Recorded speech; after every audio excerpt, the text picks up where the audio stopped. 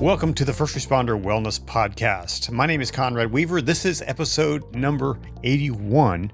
I'm so glad you're joining us today. My guest is Dr. Jennifer Prohaska. She's a clinical psychologist who works directly with first responders, and she doesn't pull punches.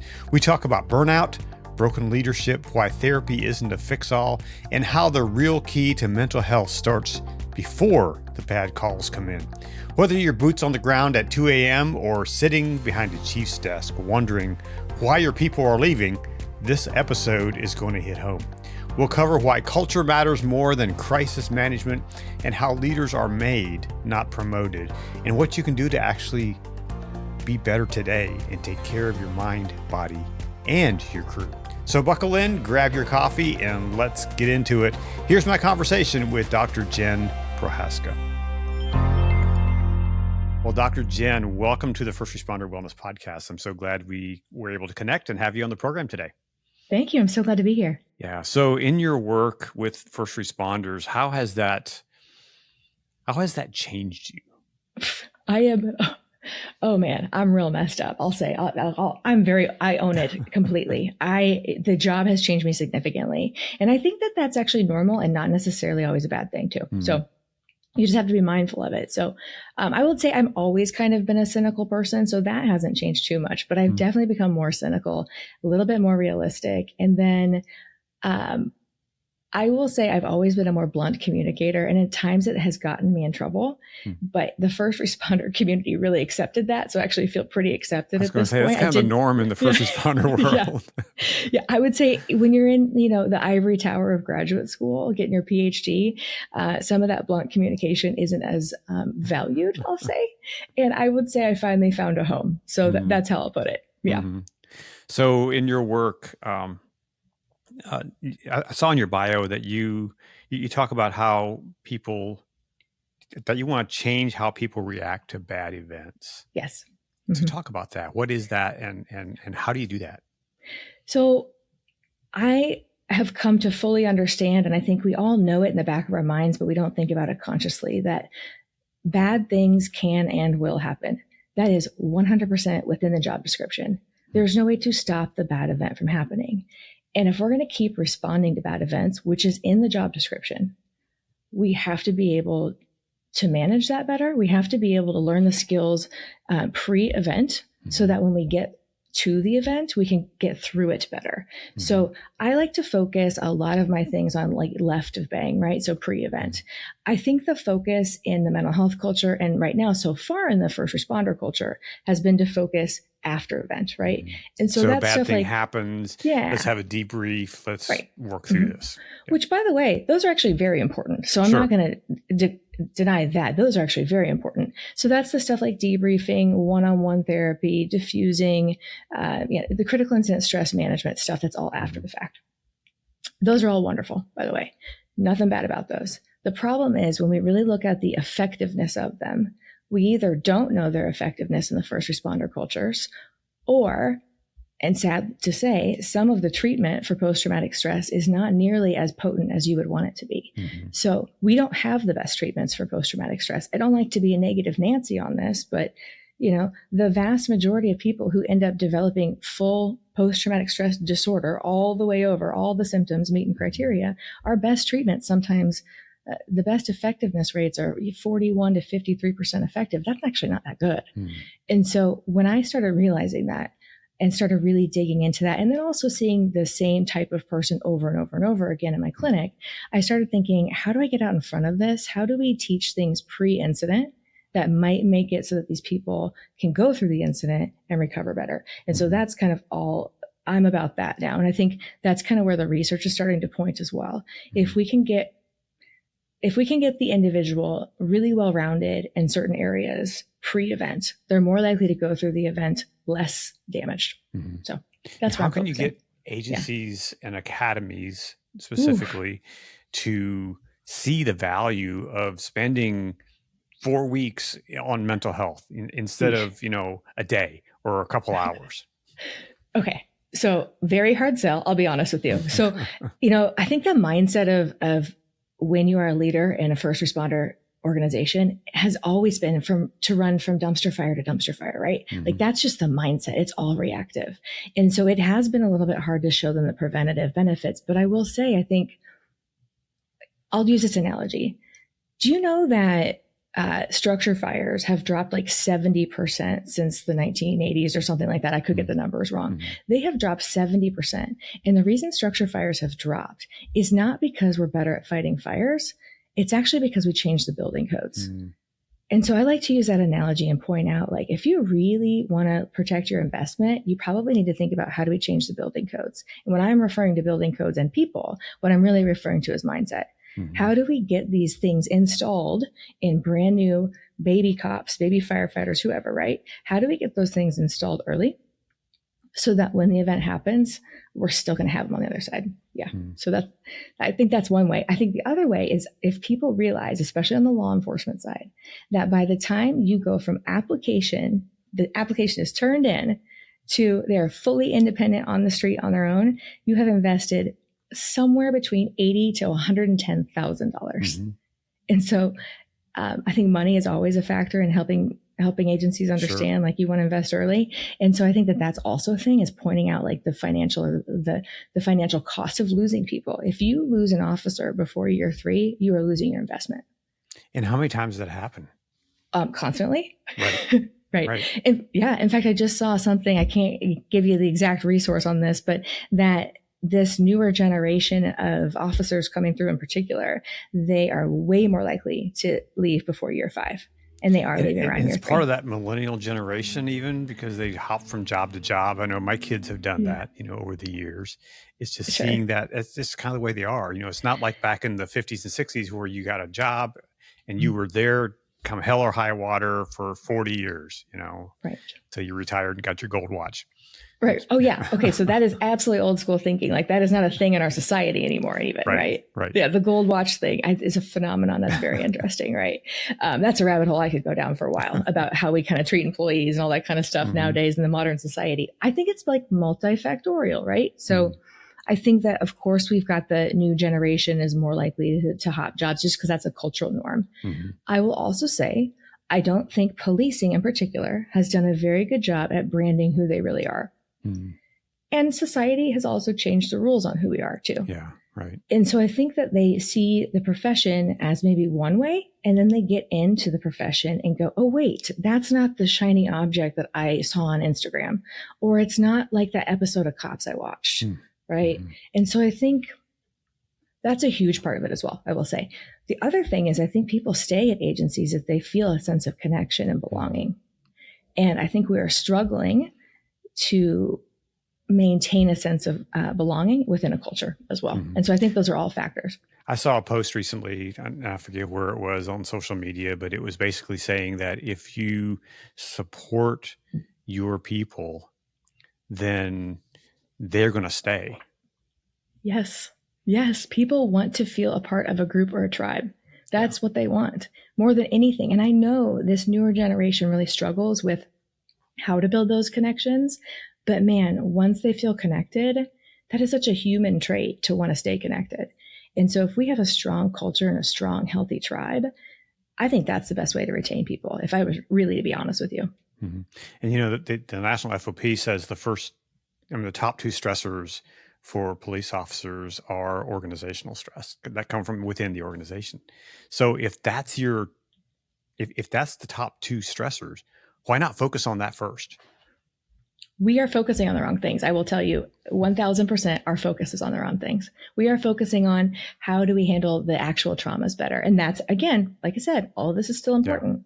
But what they report and what I hear in my office day in and day out is, man, I have a serious leadership problem, or I have a serious hierarchical problem. I'm not understanding why I'm being asked to do the things I'm being asked to do. Those are the organizational stressors that are by far stressing people out, by far. Yeah. So let's open that rabbit hole of leadership. So why is there such a dearth of good leadership within first responders in general? Oh boy.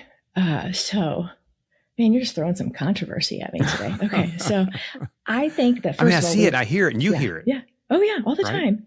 The vast majority, honestly, here's the thing. I can work with somebody after a critical incident, and I can maybe spend 3 or 4 sessions working on the actual critical incident, like big stuff, like, hey, I thought I was going to die, like that kind of big stuff, right?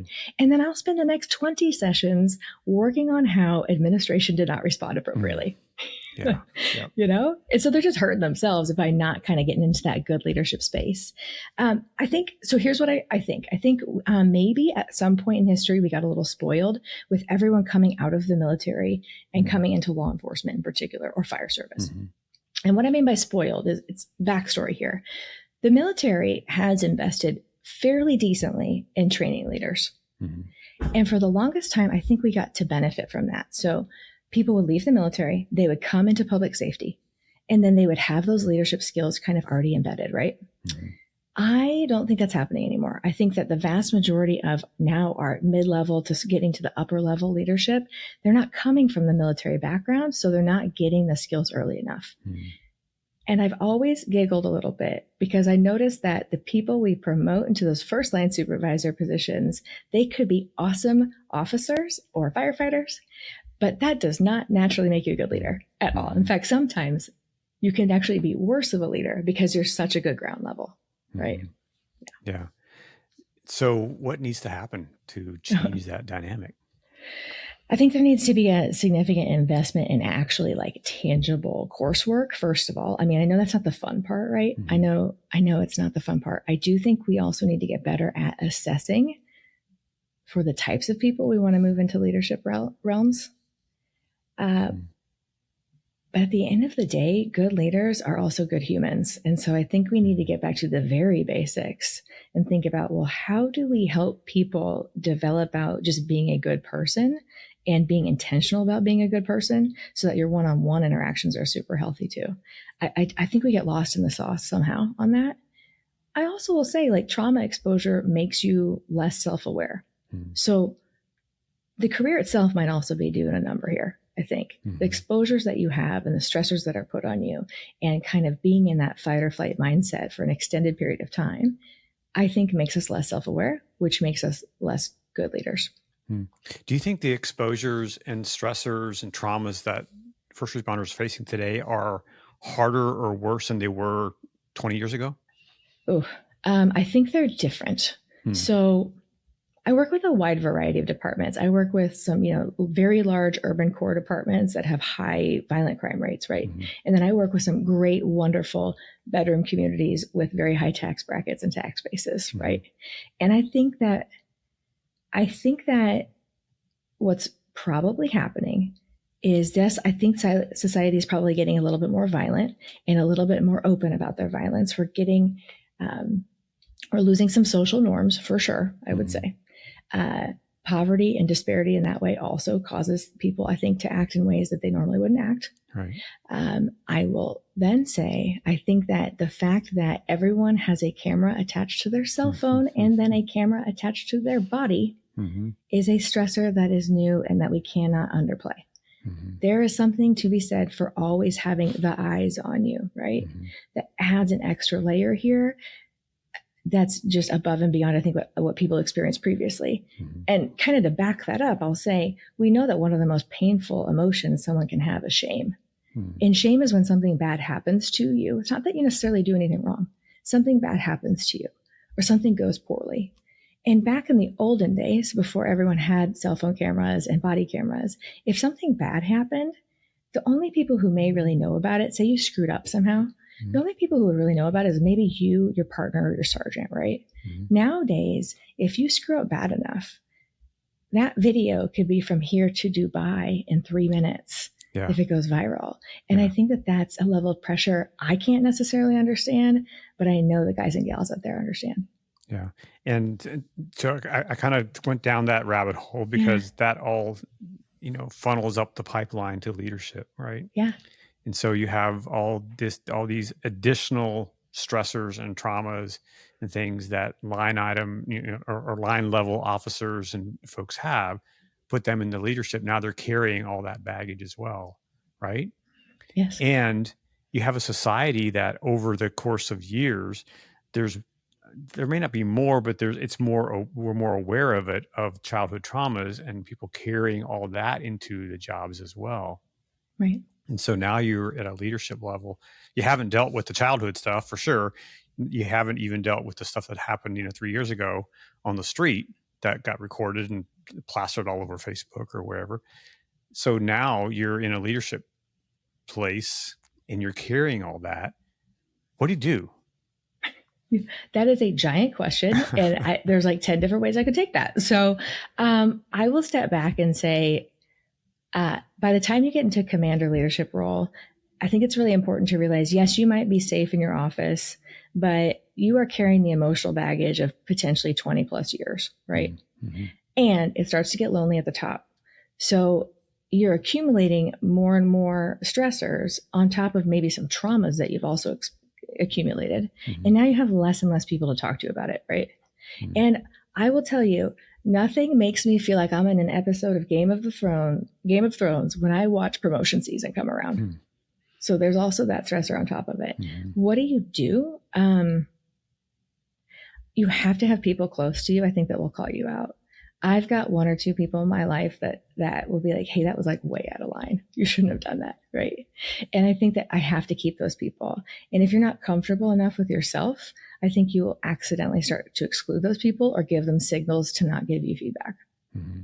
And so you have to keep the truth tellers around you, and you have to let them tell you the truth. You can have your reaction, but you have to also temper your reaction, knowing that I'm going to trust that this person who's just called me out on something that was out of line in a leadership capacity has my best interest. That's why they called me out. It's not because they think I'm a bad person, right? So I think that is a very convoluted answer. I'll tell you that. So that's where it starts, right? I really like that answer. And I think that having a truth teller in your inner circle is so vital.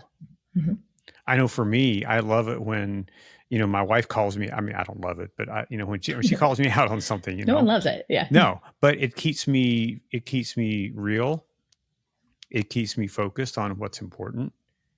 And it's a security check on me. It's like, am I doing the things that I said I was going to do? Am I acting in a way that is beneficial to the organization that I'm working with? Am I doing what I said I would do? Absolutely. Holding you accountable for sure. Mm-hmm. And if we don't have that, I mean, we saw that play out on the national stage, a few years ago with the George Floyd incident. Mm-hmm. The officer, I forget his name, but he wasn't called out. Mm-hmm. And also that actually points to a great other point, right? If you lead or operate with using the tool of fear, I'll say, you are going to fail. When you run around and you operate with, I have a little bit of power and I have a lot of capacity to induce fear, there is nothing worse than that type of leader. Yeah. Or supervisor or informal leader. It does not matter. And so I think we have to do reality checks on ourselves. Now, I'll say a lot of times people don't realize they're doing that. Mm-hmm. They have no idea that's how they're being perceived. One of the things that I've seen that's really been a negative in the industry is I think people are being less honest with each other for fear of retaliation, for fear of, complaints, hostile work environment stuff. And we're really kind of screwing ourselves that way, honestly. So I think a lot of leaders are not getting honest feedback because there's such a fear of retaliation. Mm-hmm. Do you think some of the leadership challenges that, in law enforcement especially, when it comes to police departments, oftentimes the police chief is hired, by the mayor or by the town council or that, and he answers to them. And so a lot of the decisions that he or she makes comes out of what's over him. Yes. And so sometimes those decisions aren't the right ones or the best ones for his people or her people that they serve. That's a challenge. Huge challenge. And I think that's where you have to work on building trust early. And that's harder. It's like you have an outside chief coming in, right? That's much harder. You have to work quickly on that one, right? I think that when you behave in a way in which when you connect with your people one-on-one better, like you're the, chief on high up in the office up there, right? But if you spend a lot of time understanding the basics of the people that you work with. If you are a chief and you still get in a patrol car and you go out and answer calls once in a while, talk about trust and credibility. 1000%. If you are willing to occasionally take the same risks that your line level folks take, nothing builds trust faster. And so, trust is built over time. It can also be destructive pretty quickly. But I think when trust is built early and is consistent, and then you have somebody telling you that something needs to happen from above, even above the chief, right? Mm-hmm. I think that people are more willing to consider, hey, maybe I don't know the whole picture here. Maybe I need to look through a bigger lens, right? Mm-hmm. But if you haven't worked on building trust with your people and getting like down in the dirt and really understanding the people you work with and having them understand you with a little bit of humility and vulnerability, I think you are going to have a much harder time when those unsavory or unfun things come down from, city councils, mayors, et cetera. Mm-hmm. I recently had a police chief on the podcast, and he talked about how when he moved up the ranks, he was like, we had some real dirtbag, sergeants, and then I became that sergeant, and I realized, and he said it was always an us and them. He said all of a sudden I was the them, and then I moved on up the ranks, and he became chief, and he said now I was really the them. Yeah, and so he said, I had to always remember who I was and when I was down on the, when I was running the streets. Yeah, which is really, really, really hard to do, right? Yeah. Like nearly impossible. So I think that that's where the legwork comes in play. I also think that, again, if you work on yourself and hold your personal values tightly when you make leadership decisions, in moments of crisis, your personal values are more likely to come out. So I'm going to use a story about, we had a critical incident here in the Midwest, I'll say, right? And one of the things that I heard from the officers in a debrief, and I think this is vague enough that nobody will know kind of what I'm talking about because it's a real big compliment, is the officers were so blown away and excited and thankful for the fact that the first thing the chief said over the air was, "Are my officers okay?" Nothing else. Are my officers okay? That is the first thing that was said over the air after the incident occurred. And that speaks to someone's character because even in extreme stress, right? Extreme stress, that person said first what was truly in their heart and what they valued the most. And that is how you get good chiefs and leaders. That's leadership. Mm-hmm. That's effective leadership. That's someone that you want to work for. Exactly. And those people are staying at that agency. They are staying at that agency, and that's starting to kind of drum up just a little bit of kind of local recognition in the sense that some people are starting to want to go to that department because they want to work for that type of person. And nowadays, officers move departments like crazy, right? Sure. All the time they're getting pushed and pulled and moved and jumping here for salary and jumping there for that. And we're going to get in a really nasty game of like playing the salary wars here in a bit, right? We're already kind of in it. But I think people will stay for good leadership. Yeah, for sure. And they'll leave for bad leadership. 1000%. In fact, that's actually one of the more common reasons I see people leave. Yeah. So let's talk to that officer who has his earbuds in. He's in the patrol car. It's 2 a.m. He's got a crappy leader and he's thinking about jumping ship. What can he or she do to lead up? Lead up. So I am actually huge proponent of leading up. I think that people at the ground level diminish their power just naturally. They just do, right? And I think they say, well, I don't have stripes or bars or, oak leaves or whatever it is, right? I don't even know, right? I don't have the accoutrements and adornments, right? So I don't matter. And that couldn't be further from the truth. Culture is 100% created from the ground up. I know some leaders don't like it when I say that. It is 1000% organic, long-lasting culture starts at the bottom. So you've got to think about, what are you bringing to work every day and what cultural tone are you setting? And look, if that person is burnt out and cranky, because I can imagine them sitting in their patrol car on a midnight shift, not really feeling it, right? Listening to this right now. What are you responsible for? What are you going to take ownership for? You may not be able to affect the entire system, but have you affected the people around you? Have you done the things necessary to change your environment as much as you personally can? Probably not. Do you have the truth tellers in your circle? Yeah, exactly. Do you have the truth tellers who are calling you out saying, hey, dude, you're really burnt out and grumpy and you are becoming that guy? right? Or that gal. Yeah. If you are, or if you don't know who that guy or that gal is, there is a chance it is you, by the way.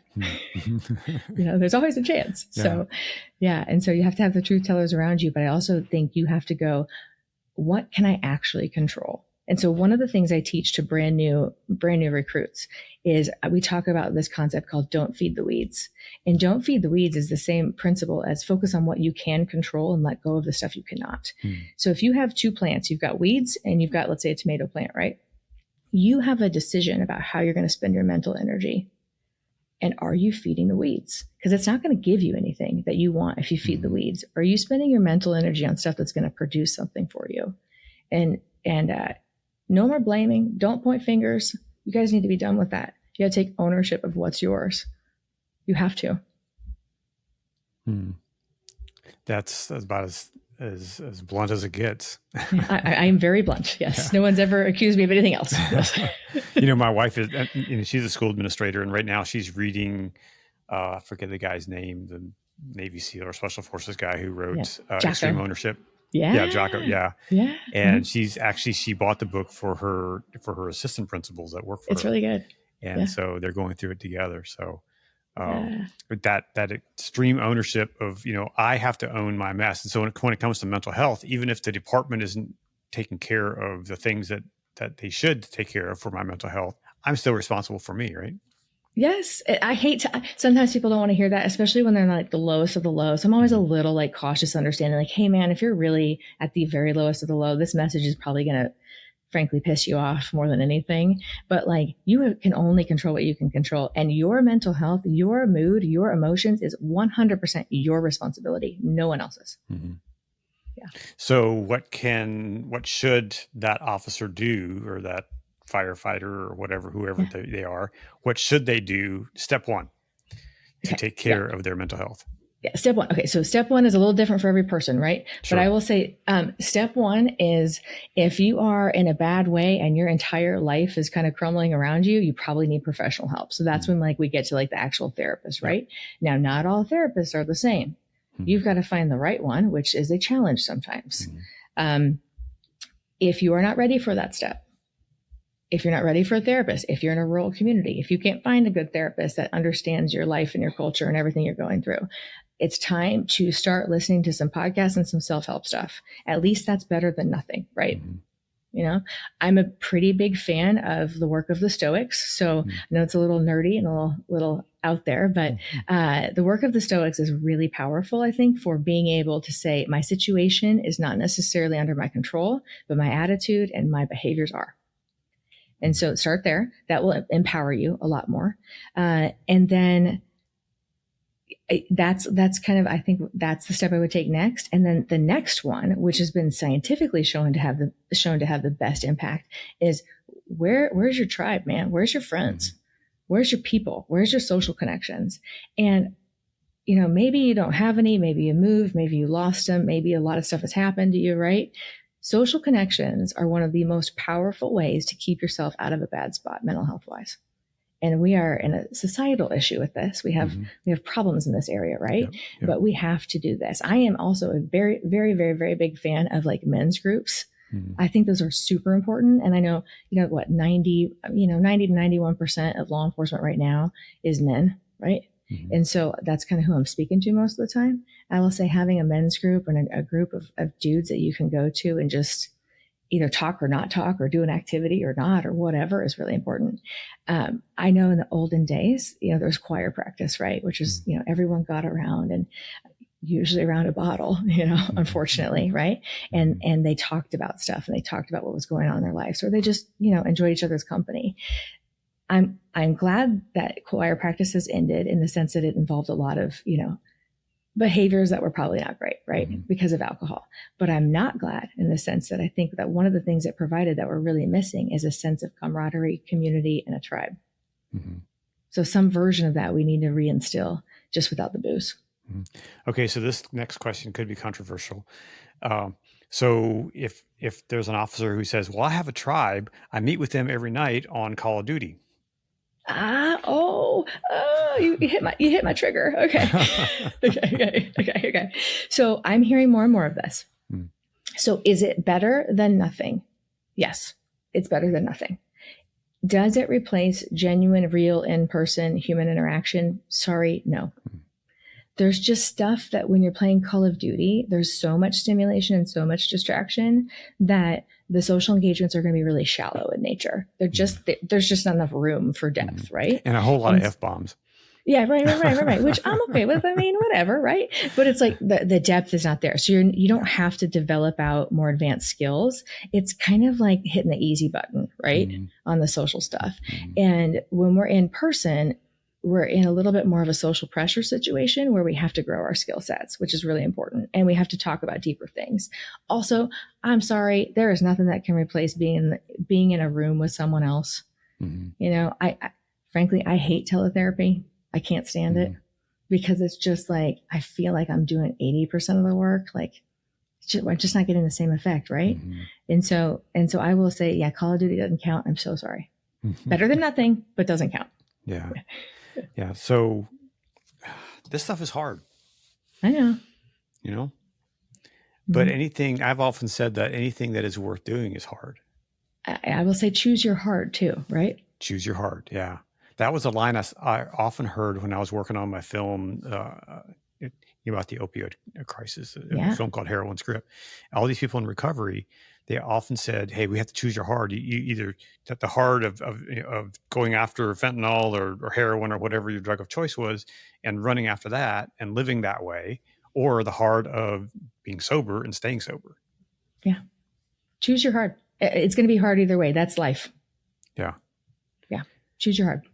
And just like, when you go to the gym to work out, it's hard growing muscles. It's hard to building those muscles. Yes, it hurts. If you do it right, you're going to be a little sore. So doing this stuff, the mental health stuff, is hard, but look what the results can be. Absolutely. And I think that people think that mental health is sitting down one-on-one with a therapist and like crying it out, feeling all the things, right? And I'll tell you, like, that's not how I do therapy. I'll tell you that right now, mental health is a lot of different things. And I think we are way too medicalized and we think it has to come from a healer, right? Or a therapist or whatever, right? And I will tell you, the vast majority of mental health stuff comes from good relationships with everyday people and making sure you're, moving your body, right? That's mental health stuff. Yeah, it helps to have some tools and techniques and stuff, but mental health is having a lifestyle. Mental health is not showing up to therapy. So how can, in this world where everybody's working double shifts and overtime and all that stuff, how can I take care of myself better when I'm just working every day and every night? So there's been some kind of interesting research, especially on the social stuff, about these little like micro interactions with people that are really important. So micro interactions are things like I'm getting coffee and instead of just, ignoring the guy or gal that's checking me out, I actually make eye contact with them and say, hey, I like that pin you've got, or I like this or whatever. Hey, how's your day? Morning been rough? Even that smaller stuff. That's how you can squeeze it in. I think people think it needs to be a set block of time. And I'm like, no. In fact, actually, that's only very recently in our ancestral history that it's been like that. The vast majority of the mental health things we can do are these little micro interactions with people. And these little micro things we do where we get out and we go walk around and we garden or something like that. I know that sounds silly, but like we go do something physical that makes us feel productive, but it only takes 15 minutes, right? That's mental health. That's the stuff that I think really matters. I think we're forgetting about these little micro moments. I was at the pharmacy the other day and this guy was helping me out get a price of something reduced, right? And I made eye contact with him and I simply said, thank you so much. That was incredibly helpful. If you wouldn't have helped me in that way, I would be paying significantly more for that. And he looked at me like I was an alien, because I think we're missing that, right? Yeah. We're missing the moments that are brief. And that moment made me feel good and made him feel good. That's mental health. Yeah. That's what I'm talking about. And that whole eye contact thing is huge. Yeah. I just noticed, you're walking in the neighborhood here and you meet people and they're often, their eyes are down or they refuse to make eye contact. And I'm just the opposite. I'll look at you in the eye, you know. And there's a TikToker that has blown up recently. She's an Amish girl out Okay. of Texas, and she cooks and she shows how to cook things. And her eyes never leave the camera. Really? And she has absolutely, and her name's Lavina. If you have TikTok, you got to check her out. And she wears this green dress, and she's amazing. She's gone from like a nobody to, I think, almost 4 million followers now on TikTok. All because she never leaves the camera with her eyes. That's crazy. And that's so small, right? That is not, we're not doing anything crazy. Right? It's little things. Yeah. It's the little things. And I think those kind of connections, I love what you're saying about making those human connections. That is so important, because I know when I worked on Heroin's Grip, that, part of that addiction thing was disconnection. Yes. They're not connected to people. One of the primary reasons or theories right now that we think addiction is such an issue is because loneliness is so incredibly painful. Yeah. Yeah. Wow. That you'll take anything to get that feeling to go away.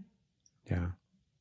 So this has been fascinating, and we could probably talk all day. Or let me ask you this. Let me go personal. What do you do to take care of you as a mental health service provider, as Dr. Jen? What do you do? Okay, so I'm pretty sure you picked up on the vibe. Like, I'm not one of those like work-life balance people. Okay, like I'm not that. I think that is easier said than done, overrated, and honestly, I freaking love my work. I really do. Now, are there parts of it that exhaust me? 1000%, right? But at the end of the day, if I know I'm making a difference, I know I might make a difference, there's a chance I might make a difference, work is my life. So I want to say that, I know that that's maybe controversial, not popular, right? So work-life balance, I think, is kind of a myth. I think there's seasons. I will say I think there's seasons, right? Sure. And so I'm in a work season, unfortunately, right? But what I do to keep balance, because I'm also not like a big, I think self-care is an overrated term as well. I'm a physical person. I've always been that way since I was a kid. So I run, I cycle. I actually used to be an aerialist. So like trapeze, silks, that kind of stuff. So I still do a little bit of that in my home. I have a home that I designed just so I could do that. And then I garden too. And I work on my land. I live on a little bit of land. I'm very lucky. I live on a little bit of land. And I'll tell you what, my self-care is zoning out, listening to music, and mowing the lawn. Because it has a clear start and finish. I can monitor my progress as I go.